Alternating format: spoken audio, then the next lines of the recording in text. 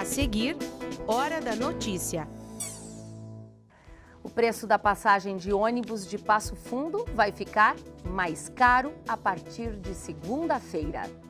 Fique atento aos prazos eleitorais. Se você foi convocado para trabalhar nas eleições, precisa comparecer no cartório até 31 de agosto. Síndrome de Burnout. Saiba o que é e como ela afeta o ambiente de trabalho. Para explicar, nós vamos conversar aqui no estúdio com a psicóloga Marisa Canelo Kuhn. Na série que estamos apresentando toda sexta-feira sobre os atletas que recebem o apoio aqui da UPF, hoje você vai conhecer a história de Karen Bruneto. Hoje é sexta-feira, dia 10 de agosto, é hora da notícia.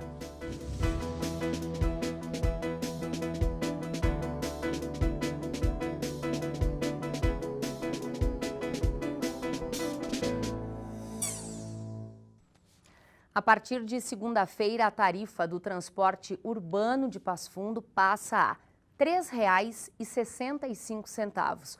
O reajuste, em torno de 12% em relação ao valor que vem sendo praticado, foi sugerido pelo Conselho Municipal dos Transportes depois de examinar as planilhas de custos das 3 empresas concessionárias. O preço da passagem estava sem reajuste há 1 ano e meio.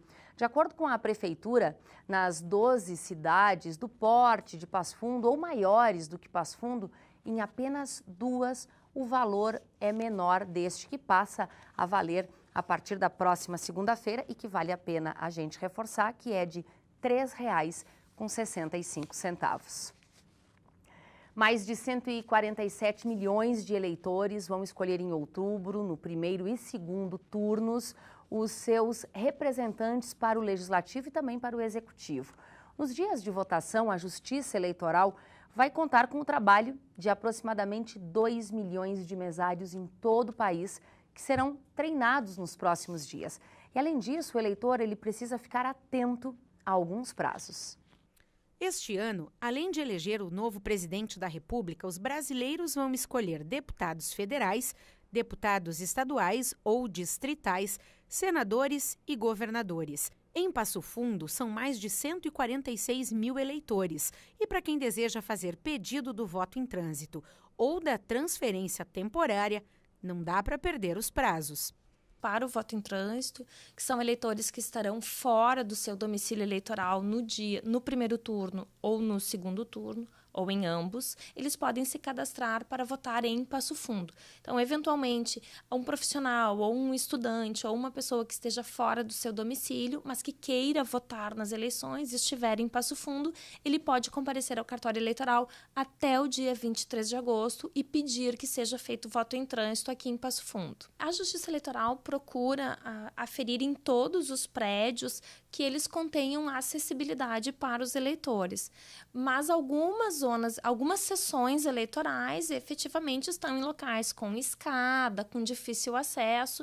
Então, nesses casos, nós pedimos que os eleitores que estejam nessa condição, que tenham alguma deficiência que demande uma acessibilidade maior, eles podem comparecer ao cartório eleitoral até o dia 23 de agosto, pedindo a transferência para uma sessão com maior acessibilidade.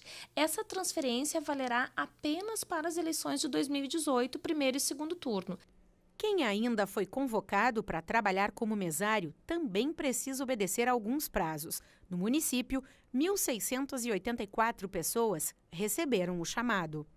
Ela está disponível no cartório eleitoral, nos cartórios eleitorais, a listagem dos mesários.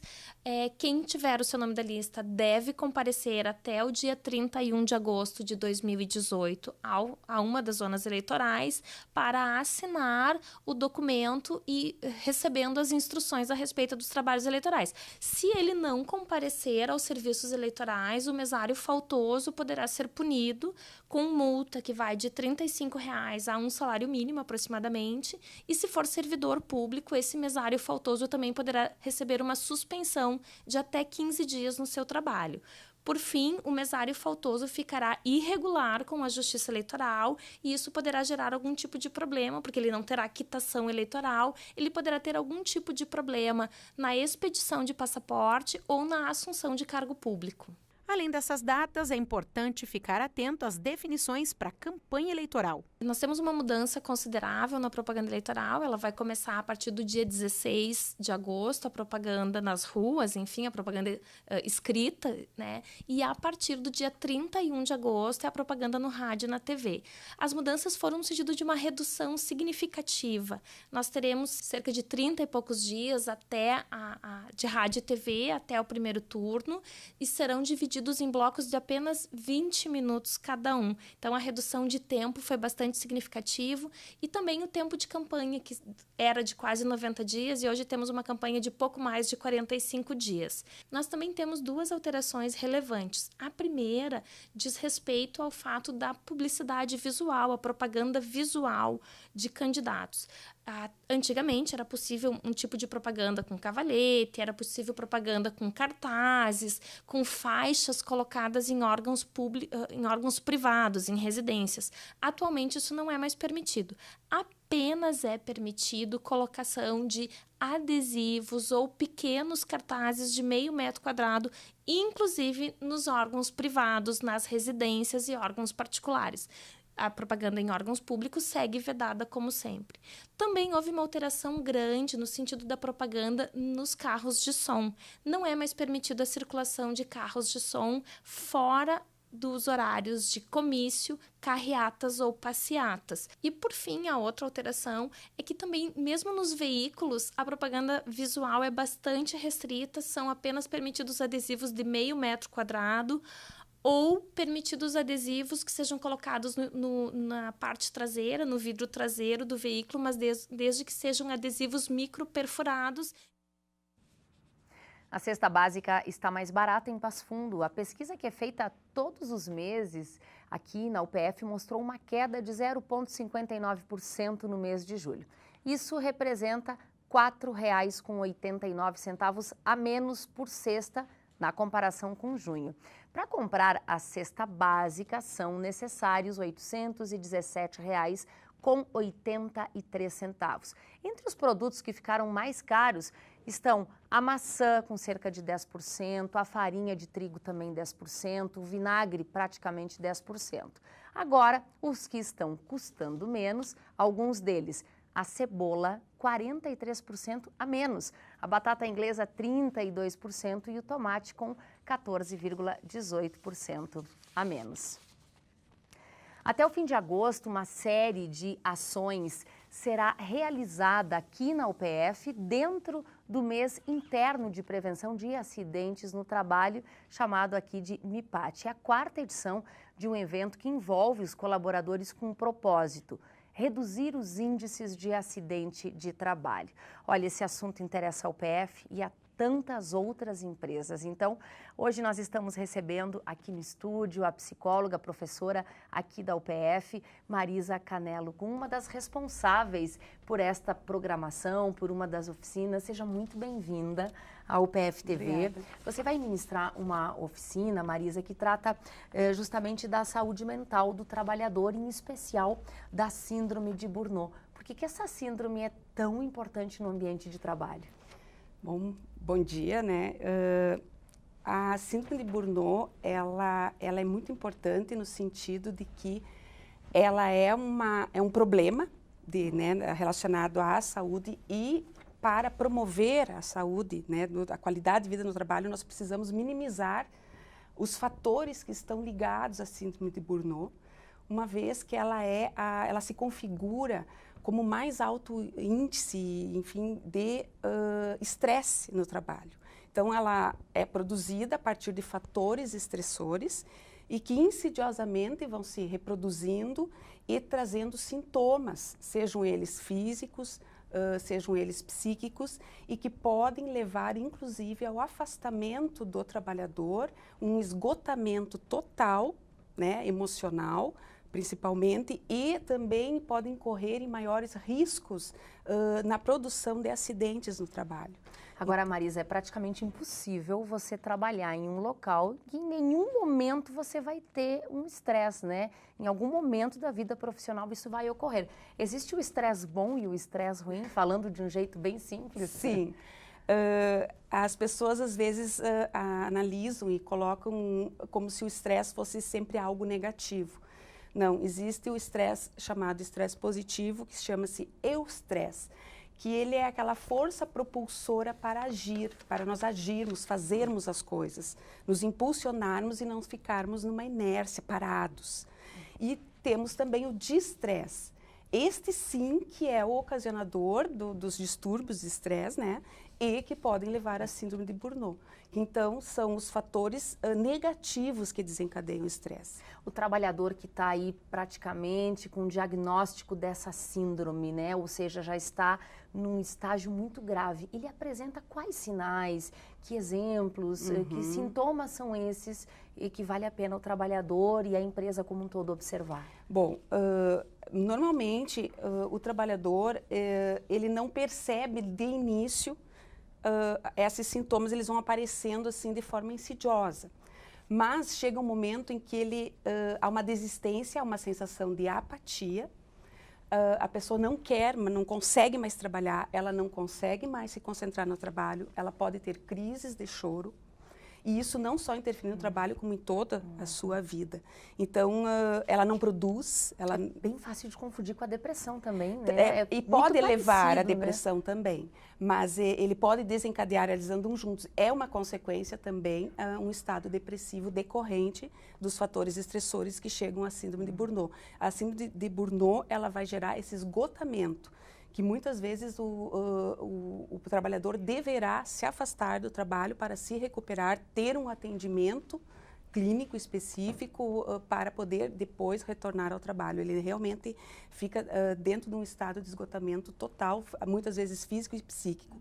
Pode haver algumas manifestações orgânicas, né, relacionadas, dores de cabeça, dor de estômago, né, e entre outras tonturas. E assim também os sintomas psicológicos também que interferem. O mais interessante, não é, Maísa? O que é extremamente estressante para um indivíduo pode não ser para o outro. Sim. E é preciso entender que as pessoas são diferentes. Exato. Com relação a isso, num ambiente de trabalho, o que pode ser um fator estressante para uma pessoa, a singularidade de cada pessoa vai ser determinante também. Então, tem os fatores externos e os fatores internos de cada um. Então, algumas pessoas respondem como um estímulo, né? O que para outra pessoa pode ser um fator estressor. Então, é muito importante as pessoas desenvolverem muito o seu autoconhecimento, compreenderem como elas se sentem, como elas funcionam, e para elas também saberem manifestar e explicar no ambiente, né, se colocar de forma adequada no ambiente e também se comunicar com esse ambiente no sentido de que expliquem aquilo que realmente se interfere, saber se conhecer. Bom, a gente ultrapassou o tempo aqui bem rapidinho, só para encerrar, é um pouco de tudo isso e muito mais que você vai falar nessa oficina, especificamente para os colaboradores aqui da instituição. Dentro da oficina, então, será buscada uma reflexão acerca do estresse como uma origem da síndrome do Burnout, identificar esses fatores estressores e, dentre eles, o assédio moral, que hoje, né, é algo muito preocupante, e também trabalhar as características, os sintomas e, principalmente, as medidas de prevenção, tanto em nível individual quanto de grupo e institucional. Bacana, olha, muito obrigada, boa sorte aí, sucesso nessa oficina. Obrigada, professora. E olha, na segunda reportagem da série que a gente está apresentando aí sobre os atletas que recebem o apoio da UPF, hoje a gente vai contar a história da Karen Bruneto. Nós já voltamos.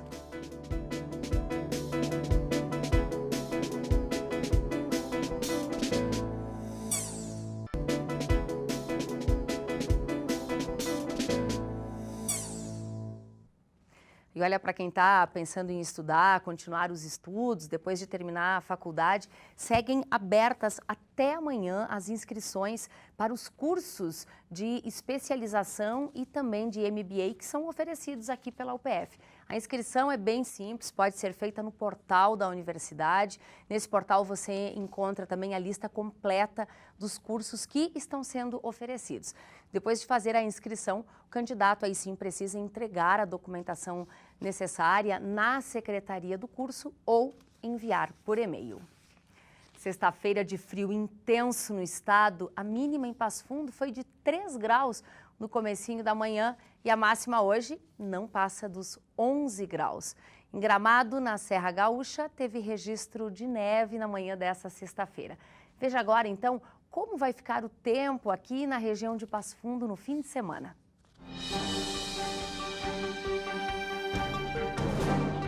O frio segue no fim de semana. No sábado, o sol aparece entre nuvens, mínima 5 e máxima 13 graus.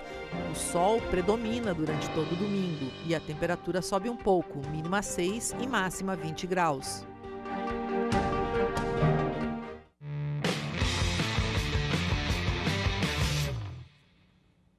Tudo começou com o futebol. Hoje, a dedicação é para as pistas de corrida. Espera aí que a gente vai explicar. Na série que nós estamos apresentando toda sexta-feira sobre os atletas apoiados aqui pela UPF, hoje é o dia de nós conhecermos a história da Karen Bruneto. Uma prova diferente da outra. Muitas vezes já senti dor muscular, onde não tem como dizer assim, eu não sinto dor muscular, já senti mal-estar, de esforço mesmo, e a sensação de você estar livre. No momento você não tem muito o que pensar, porque às vezes a gente chega a correr a 17 km por hora e não tem muito o que pensar naquele momento. Mas é uma sensação de estar livre, você consegue voar muitas vezes naquele momento. Esporte é sinônimo de liberdade por aqui. O que começou com a brincadeira de jogar futebol se transformou em coisa séria, mas em outro campo de batalha. Desde os meus 7 anos eu jogo futebol, né? É algo que sempre eu gostei dentro de casa. Meu pai sempre me incentivou muito. Somos as duas pessoas da família que gostam bastante de esporte. E tanto que eu faço educação física, né? Foi uma escolha que eu tive e esporte para mim é uma paixão.